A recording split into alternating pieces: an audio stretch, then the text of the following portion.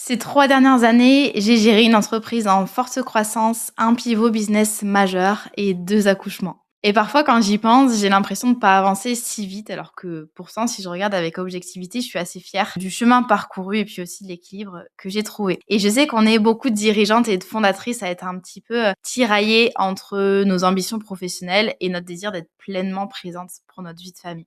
Et c'est pas qu'un truc de meuf finalement, puisque mon mari vit la même chose, il est à son compte et je sens que ce sont les mêmes enjeux. C'est juste que, bien sûr, il y a de son côté un petit peu moins de charge mentale et un peu moins d'injection sociétale. Aujourd'hui, j'avais vraiment envie de vous tourner un épisode qui va changer un petit peu d'habitude parce qu'on va pas parler de structuration et de croissance, pour vous raconter vraiment à cœur ouvert comment je vis ma vie d'entrepreneur avec 2 enfants en bas âge, puisque à l'heure où je vous tourne cet épisode, ma grande a 3 ans et ma petite a 11 mois. Donc 2 enfants relativement rapprochés et surtout très petits. J'avais envie de commencer, alors j'ai pris quelques petites notes, mais ça va être assez spontané comme sujet.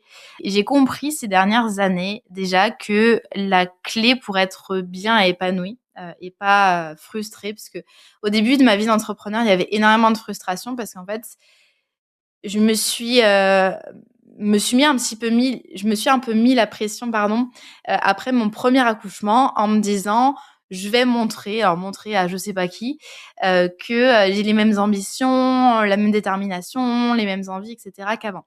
Alors c'est le cas, mon ambition n'a pas diminué, mais elle s'exprime différemment, peut-être sur d'autres choses. Il y a des stratégies ou une façon de faire du business dont j'ai plus forcément envie. À l'inverse, j'ai eu envie de développer, d'autres choses. J'ai énormément gagné en maturité, en prise de recul, voilà. Il y a plein de choses qui ont changé, mais bref, je ne suis plus la même, qu'avant d'avoir mon premier enfant, en 2023. Et j'ai vraiment compris que, pour être bien, j'avais besoin d'être au clair sur ce dont j'avais besoin justement pour être heureuse et épanouie. C'est un peu alambiqué comme phrase, mais en gros, pour vous dire que c'est hyper important. En fait, très souvent, on a en tête les standards de la société, les attentes de la société, les attentes du conjoint. On a peut-être envie, on voit peut-être, le modèle parental qu'on a envie de répliquer ou non. On voit peut-être d'autres, entrepreneurs avec une famille autour de nous. Enfin bref, on a un peu pris entre différents modèles et notamment les standards de la société qui sont quand même assez forts. Et je pense que beaucoup de femmes sont malheureuses dans leur, maternité, non pas évidemment à cause des enfants. En fait, c'est pas l'idée, c'est pas les enfants en eux-mêmes. Alors, je mets de côté évidemment toutes les problématiques liées à la santé, et cetera, évidemment. Mais en fait, il y en a beaucoup qui sont malheureuses parce qu'elles essayent d'intégrer leur maternité dans un environnement et un contexte qui sont pas les bons. C'est-à-dire qu'il y a beaucoup de femmes qui essayent de rentrer dans une vision un petit peu de la femme parfaite qui, gère sa maison. La maison est tirée aux 4 épingles. Elle a des enfants, pour qui elle est, extrêmement présente.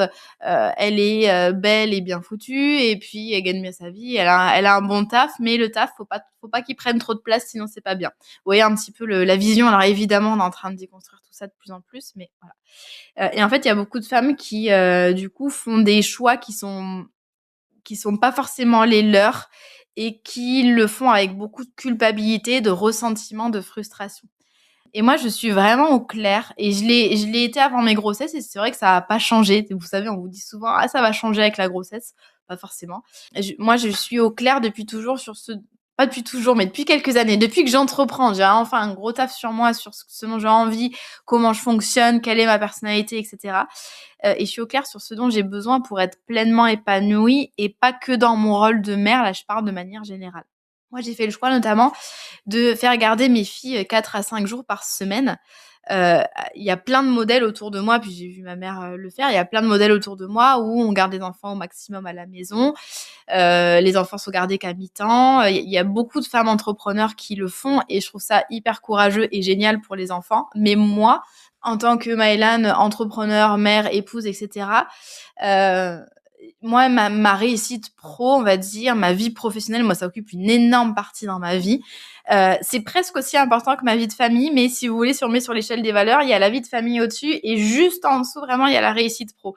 Ce qui parfois est source un petit peu de contradiction et de frustration, puisqu'en fait, ce sont quand même 2 choses différentes. C'est pas le même rythme, c'est pas le même focus, c'est pas la même organisation. 2 choses très différentes, mais qui sont, quasiment similaires, on va dire, en termes d'importance, de niveau d'importance, pour moi. Et en fait, cette décision de faire garder mes filles alors que je bosse à la maison, est pleinement, ouais, c'est pas un truc extraordinaire, hein, mais je veux dire, j'aurais pu faire différemment, mais en fait, je savais que moi, j'avais pas du tout envie de ralentir niveau business, en tout cas, pas de ralentir, en divisant mon temps de travail par 2. J'ai vraiment besoin et je le vois quand je suis avec mes filles, hein, j'ai vraiment besoin au bout d'un moment d'avoir aussi, enfin, ma vie pro, moi, ça me c'est pas juste j'ai besoin de travailler pour être bien, c'est que ça me passionne. Enfin, moi, j'adore ce que je fais. Ça fait des années que moi, c'est un bonheur de commencer ma semaine, le lundi matin, voilà, développer ma boîte, de livrer mes clients et tout, enfin, d'accompagner mes clients, j'adore ça.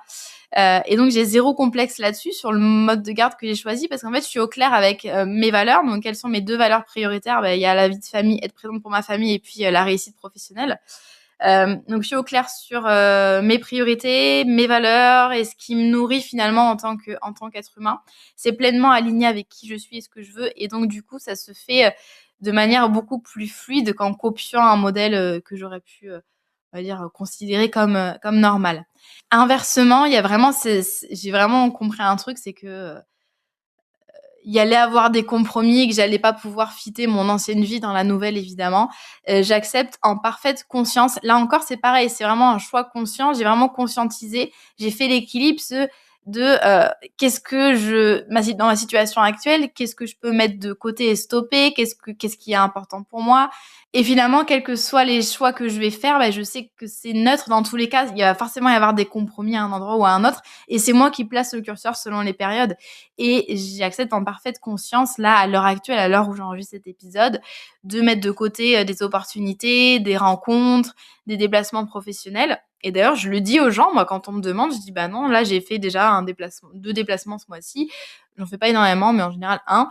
J'ai déjà fait suffisamment de déplacements. Mon mois, il est prévu. Là, je limite les déplacements du fait de mes enfants en bas âge, machin.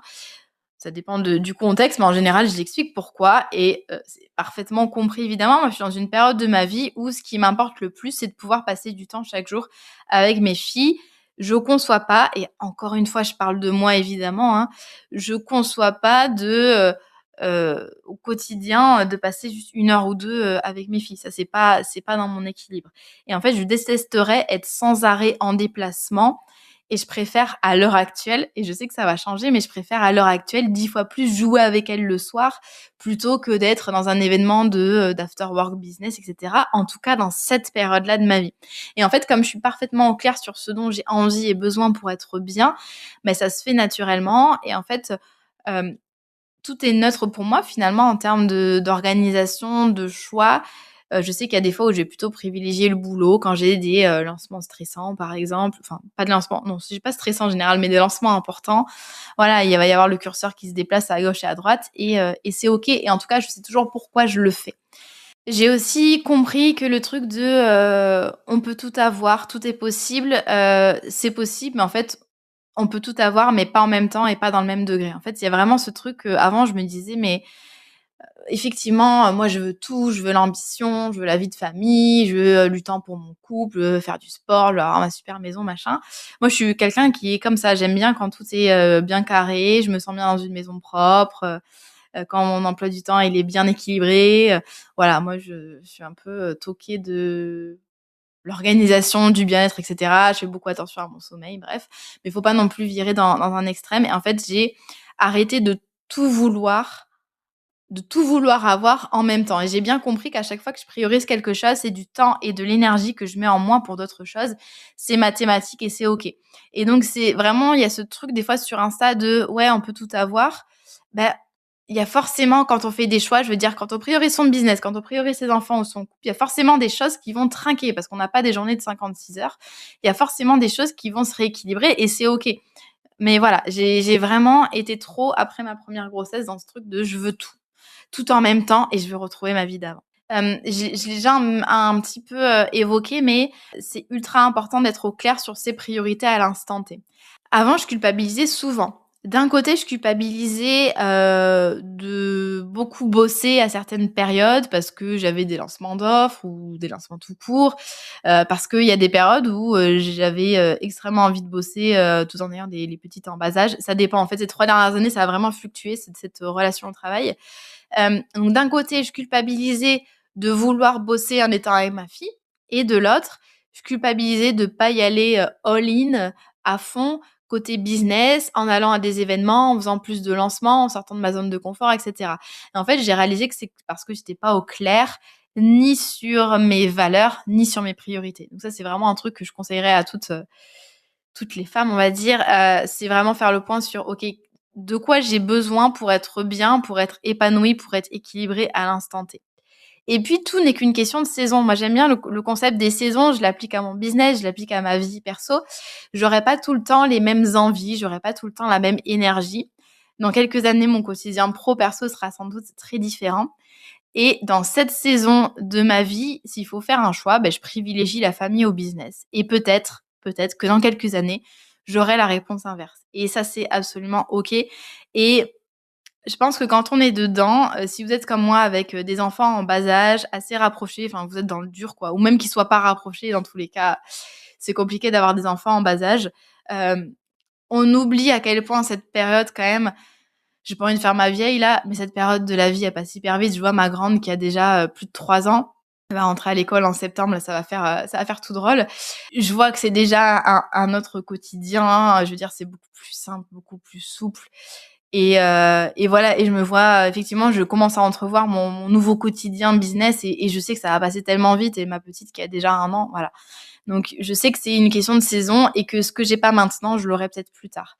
Il y a un truc ultra important aussi, je l'avais pas mis dans mes notes, mais là je suis en train de me le dire, c'est que moi j'avais du mal à demander de l'aide et à exprimer mes attentes et mes besoins. C'est-à-dire que on a un rythme qui est ultra équilibré avec mon mari, qui est aussi à son compte. Alors évidemment, quand il y en a un qui est salarié, c'est compliqué, c'est plus compliqué de le faire.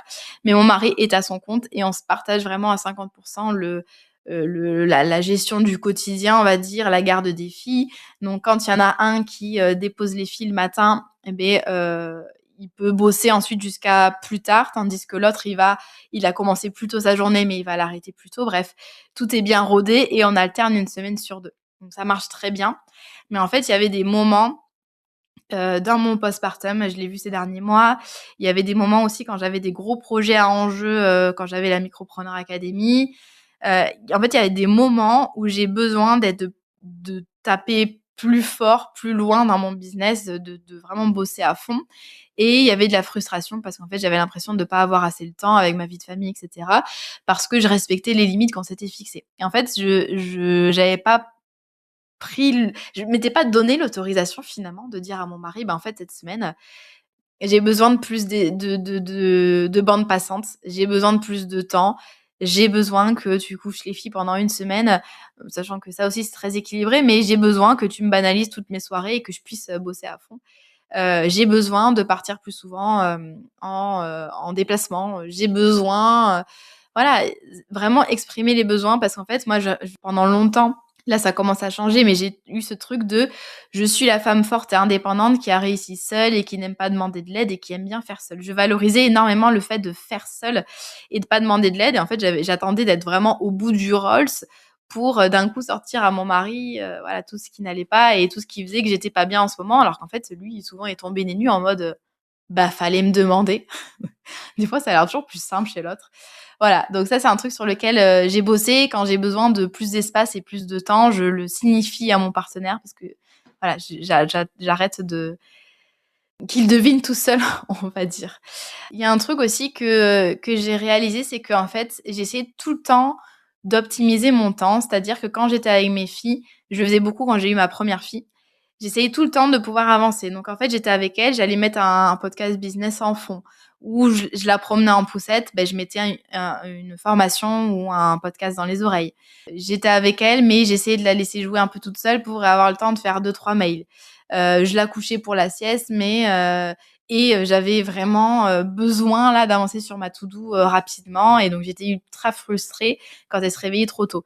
En fait, j'ai compris que Il fallait vraiment que je compose plus avec mon quotidien et quand je suis avec mes filles, j'ai compris que c'est 10 fois mieux de ne pas avoir d'attente et d'objectifs et donc je me dis plus: «Je profite de la sieste pour avancer sur X ou Y chose, urgent».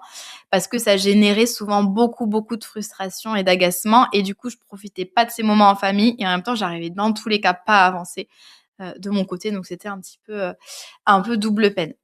J'évite maintenant, j'ai vraiment, adapté mon quotidien aussi pour éviter d'avoir à bosser en dernière minute. C'est-à-dire que moi, je suis quand même quelqu'un de très organisé et très structuré. Par contre, moi, je suis team un petit peu dernière minute.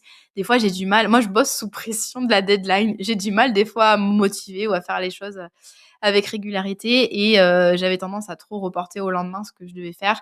Là, je sens que, pour ma santé mentale, en fait, je suis jamais à l'abri d'une nuit pourrie, d'une maladie, voilà, d'un imprévu tout simplement et pour ma sérénité et ma santé mentale, je fais les choses avec beaucoup plus d'avance. Ça me permet d'être beaucoup plus, on va dire, flex, quand il y a des changements, des maladies, des imprévus, des choses comme ça qui arrivent et dans tous les cas, là, je l'ai encore plus compris depuis que je suis maman, la clé, c'est vraiment un business qui ne repose plus, uniquement sur mes épaules. En fait, ce qui m'aide le plus, c'est vraiment d'avoir structuré et optimisé mon business pour qu'il ne demande pas ma présence permanente. Aujourd'hui, donc avec ce nouveau pivot d'activité, mais c'était le cas aussi avec la Micropreneur Academy dans mon ancienne activité, j'ai très peu de calls, très peu d'impératifs, très peu de contraintes, très peu de sollicitations et c'est vraiment ça qui m'aide au quotidien. Franchement, c'est un des facteurs qui m'aide le plus. C'est ce qui me permet d'annuler une journée boulot si besoin, et qui me permet de profiter pleinement, en fait, du perso sans avoir peur de me mettre en retard, par exemple. Et ça, c'est pour ça que souvent, moi, je hausse les sourcils quand on me dit: «Oui, la structure, ça m'enferme». Non, en fait, la structure, ça te libère justement, ça te permet, en fait, d'avoir un business, qui va et vient en fonction de ta vie perso, qui s'adapte à ta vie perso et qui te permet de pas, voilà, de pas, t'enfermer dans un quotidien où tu es tout le temps en train de courir après les deadlines, les échéances et cetera, tout en essayant de gérer, ta vie de famille. Moi, j'ai vraiment envie aussi de montrer souvent je m'interroge sur qu'est-ce que j'ai envie de laisser à mes filles? Quelle vision j'ai envie de leur laisser? J'ai pas envie qu'elles voient une mère tout le temps stressée, tout le temps surmenée, qui a un taf qui lui plaît pas ou un taf qui l'ennuie. J'ai vraiment envie qu'elles voient des parents, qui s'impliquent beaucoup. Nous, on est des gros bosseurs avec, mon mari, mais aussi, des parents qui font en sorte, tout le temps de prendre des décisions par rapport à la vie perso qu'ils ont envie d'avoir, au quotidien qu'ils ont envie d'avoir. Des parents qui sont pas, tout le temps stressés pour X ou Y chose, qui sont, assez présent autant qu'on le peut et cetera. En fait, je m'interroge tout le temps sur, qu'est-ce que j'ai envie de laisser? Quelle image j'ai envie de renvoyer à mes enfants, on va dire? En termes alors elles voient pas les heures de travail, elles voient pas sur quoi je bosse. Par contre, elles voient comment je suis et elles voient comment on est avec Clément au quotidien. Le soir à table, quand on discute avec elles, le temps qu'on prend, qu'on passe après dîner à jouer avec elles, le matin pareil. Elles voient, elles ressentent s'il y a du rush ou s'il y a du calme, s'il y a du stress ou s'il y a de la sérénité et de l'épanouissement et ça, je pense que c'est ultra important. Moi, j'ai des petites filles, donc j'ai envie aussi de montrer à mes filles qu'on peut être une femme épanouie, une chef d'entreprise ambitieuse et une mère présente. Dans mon cas personnel, évidemment, et si j'étais pas mère, ce serait autre chose. En tout cas, qu'on n'a pas à choisir entre ces différentes facettes et qu'on peut construire une vie non pas parfaite et parfaitement équilibrée, parce que ça le sera jamais, mais en tout cas profondément alignée avec ce qui compte pour nous. Je pense que c'est l'un des paramètres les plus importants. N'hésitez pas à m'envoyer un petit MP sur Insta ou sur LinkedIn ou autre, si vous avez envie d'échanger sur la situation, la parentalité, donc que vous soyez homme ou femme, peu importe, que vous ayez déjà des enfants ou non, ou ça peut être sur d'autres sujets. Mais en tout cas, comment est-ce qu'on concilie ces différentes facettes de nous? Comment est-ce qu'on est à la fois, présent pour notre vie famille ou notre vie perso de manière plus large, tout en ayant des ambitions et de grosses envies au niveau professionnel. J'espère que cet épisode un peu plus, coulisses personnelles vous a plu et puis je vous donne rendez-vous dans un prochain épisode. À très vite.